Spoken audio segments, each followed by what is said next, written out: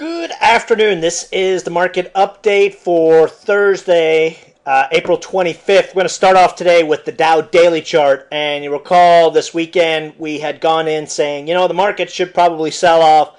Things are not acting right. But if we stood back and looked at the charts, it suggested we would be up this week. And so far we're up 250 or so points, looking very, very nice. If we scroll down, you can see that extreme negative MACD that we had at the end of last week. As I mentioned before, whenever we get MACDs that negative, we tend to see the next week be an up week. And, this has been an up week. Charts still look pretty nice here. We've got stochastics breaking higher. And if we actually scroll over and check out the 15-minute chart, you'll recall on Tuesday I mentioned that we were about to get that golden cross. That's when the 50-day crosses up through the 100-day on the Dow, and that the average gain has been about 125 points over the last 5-6 years, and this time was no different. We got that cross. We saw a little bit of a sell-off, about 50-point sell-off once we got the cross, and then since then we've seen about 100-point move on that golden cross over the last day, so right within that target move that we would expect. We had a pretty hefty sell-off going into the last hour today. The market was up 80-plus points. Then we ended up selling all the way back down, but they were unable to push us red, and we saw a little bit of a bounce going into the close. But if you look at the indicators, we're at a stage where we should be set up for a bounce in the morning. MACD's pretty negative, stochastics down at 20, RSI pretty low. We have the GDP report tomorrow, and that supposedly is the reason why we had some profit taking. But does, a strong GDP report actually mean the market is going to go up? We almost want to just have the same anemic kind of GDP that we've had over the last several quarters, because it means the Fed money's still going to be there. And, the only game in town right now is the stock market. Interest rates are so low, you can't make money anywhere else. I mean, housing is starting to come back, but Joe Average is not really able to avail of that. And, the market still remains his only option. We have yet to see Joe Q Public get into this market in a big way. And the reason we know that is, we're looking at the Russell Small Cap Index here, and we are posting all-time highs and about to break out, but the microcap stocks have been dead. When you start seeing the microcap stocks blow up for about a month or two, then you can start calling a top in this market. Until then, dips are going to get bought. Just quick mention on the Russell, we are about to break a downtrend resistance that dates back to early March on RSI. We saw a positive MACD cross on the Russell today, and again, I just want to highlight this thing, how useful MACD can be, not only on those positive MACD cross, but when they get to that extreme oversold level, 9 out of 10 times, or 9.9 out of 10 times, you're going to see a bounce back, and that's exactly what we've seen over the last few days. Dow transports have, been consolidating here over the last couple of days. The Dow transports were able to break through that downtrend line, and we saw a positive MACD cross on the trannies today, almost a mirror chart of what we see in the Russell. Both these indices just track each other almost perfectly. Let's see what happens over the next few days. I'm thinking, unless we get some sort of crazy news out there, we are going to see a breakout in both indices, and that's going to be very good for the overall market. Quick mention on oil. As I've mentioned previously, in other videos, when oil bounces, market tends to do good, as long as it doesn't bounce over $100, that is. And you can see over the last few days, oil up very, very nicely, broke through both moving averages today without any sort of, just blew right through them, 50 and 200-day. RSI breaking 50, positive MACD cross. Chart looks really, really good for another test of that $97, $99 area. So something different's happened this week, especially over the last couple of days. It has been a very, very frustrating rally for the majority of traders over the last month. Even with the market breaking out to all-time highs, we've had, 90% of stocks not participate in the rally. We're starting to see that change, and change in a very good way.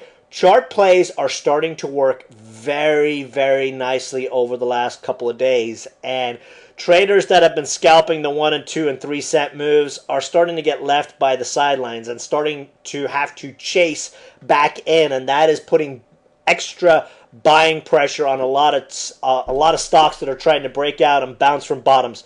Very, very good sign is all I will say on that. But anyway, let's jump into some of our stock plays. PTN, another perfect example of that. We got in here 59.60 cents. We had to wait 2 days, and then over the last 2 days, the stock has taken off very, very nicely on a nice increase in volume on that positive MACD cross. We hit that bottom end of our target range of 67 to 72 cents today on very good volume. So nice to see this stock start to move. And again, chart plays are starting to work.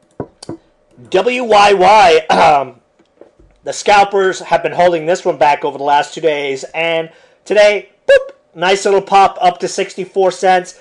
Got a little bit of impatient selling in it after that pop, but looking very, very nice. Positive MACD cross. Last time we had a positive MACD cross from that negative move, last 2 times, we saw a very big pop in the stock price. ADX looks good. Stochastics have broken up through 50. RSI has broken up through 50.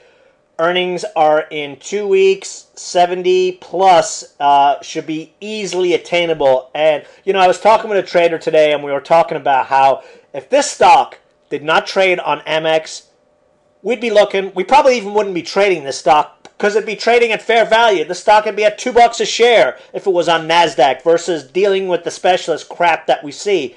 Irregardless, this is a dirt cheap cybersecurity play that is profitable. These guys have more net income than Netflix that's got a $10 billion market cap, just to throw that out there.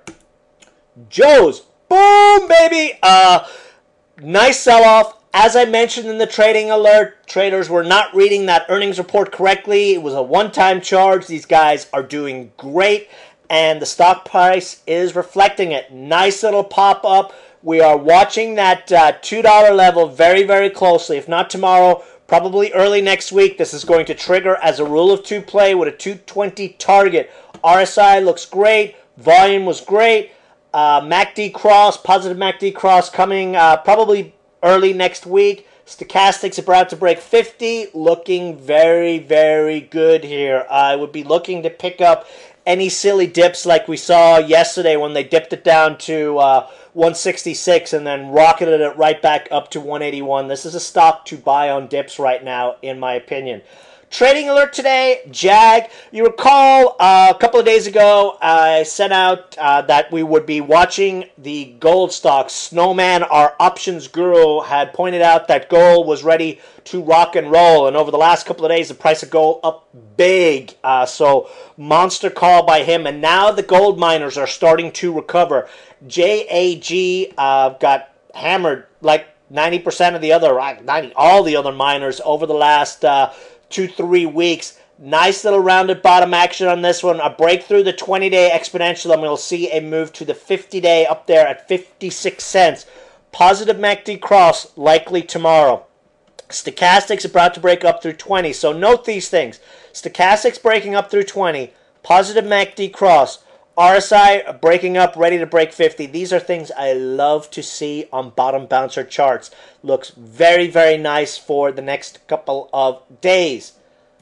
Quick mention on ZLCS. Very nice mover for us over the last couple of days. Run into a little bit of resistance here at that bottom end of our first target zone.